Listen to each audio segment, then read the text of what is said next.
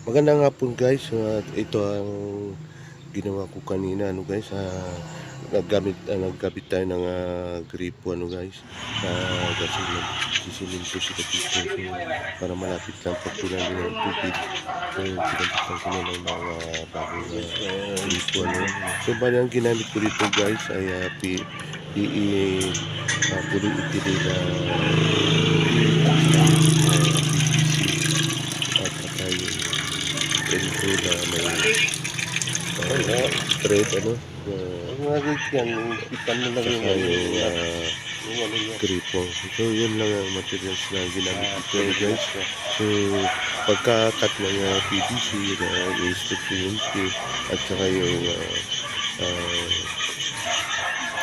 gripo na mismo guys, yung standpipe na.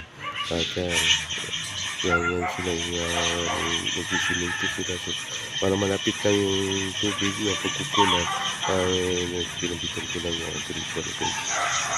Maraming salamat guys sa panunod.